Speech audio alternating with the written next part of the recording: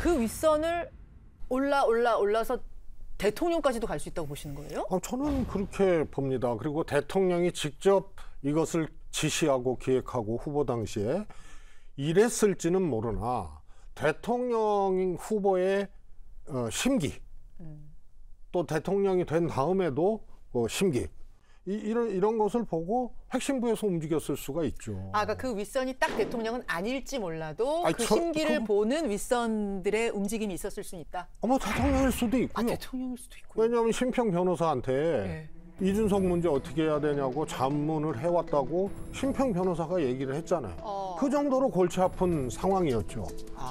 알겠습니다. 그래서 이번 이 돌아가는 판은 정치로 시작해서 정치로 끝난 거고 앞으로도 정치의 큰 게임이 될 거예요. 그 전제는 뭐냐 하면 이준석 대표가 사법적인 시험대를 넘었다. 그러면은 이렇게 지지율이 급락하고 이럴 때 다시 이준석 대표가 부활할 가능성이 있어요.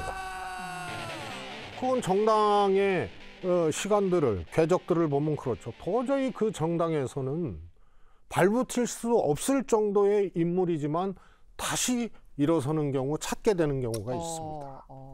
이준석 대표가 사법적인 문제를 넘게 되면 그야말로 반전의 순간들이 알겠습니다. 저는 올 수 있다고 봅니다.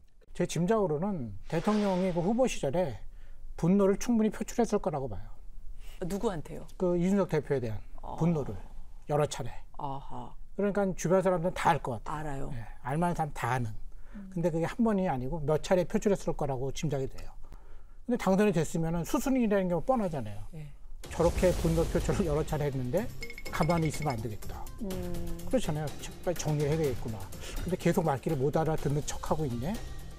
그러면 할 수 없지 뭐. 그러니까 이제 윤리위에 회부했는데 제가 볼 때는 윤리위 회부라는 건 사실 불가능한 일이거든요. 당대표. 당대표. 저는 뭐 그런 게 정말 SF 소설에도 안 나올 것 같아요. 그렇게 소설 쓰면 그것도 욕먹을 거예요. 개연성 너무 떨어져요. 그건 제가 보기에는 불가능한 일인데. 설정이 너무 자기적이죠. 그게 뭐 진짜 그거 팔리겠어요. 그렇게 써가지고. 근데 진짜로 그거 하더라고요. 그러니까 그 다음부터는 이제 뭐 아무 생각이 없는 거죠. 그러니까 할 수 없이 윤리위에서 뭘 하나 쳐다보게 된 거예요. 하도 뭐 기가 막히니까. 근데 윤리위에서 근데 결정을 했는데 제가 이제 거기에 대한 대통령의 반응을 봤는데요. 이준석 대표 징계 나왔는데 새 정부 출범 이후에 이제 2달 만에 여당에서 혼란이 일어난 걸 어떻게 생각하세요? 글쎄 뭐 저도 국민의힘의 당원의 한 사람으로서 참 안타깝습니다. 그러나 대통령으로서 늘 제가 말씀을 드렸지만 당무에 대해서 더 언급을 하는 것이 적절하지 않고 당을 수습하고 또 국민의 기대에 부응하는 당으로 이렇게 나가는데 대통령이 거기에 대해서 언급하는 것이 도움이 안 된다고 저는 생각을 합니다. 그냥 간단해요. 당원으로서 유감이다. 이런 거예요. 안타깝다. 당원으로서 안타깝다. 그러니까 당대표란 말은 절대 안 해요. 대통령은 지금 정치적인 사안이잖아요. 그렇다면은 당대표가 이런 고난을 겪고 있는데 우선은 뭐 대통령으로 여당이니까 사죄를 드리고 이렇게 해갖고 그런 소위 말하는 정치적 언사가 전혀 없어요. 아주 그냥 어떻게 보면은 너무나 쓸쓸한 표현이라고 할 수 있을 정도로 뭐 당원으로서 안타깝다. 드라이해요. 엄청 드라이해요.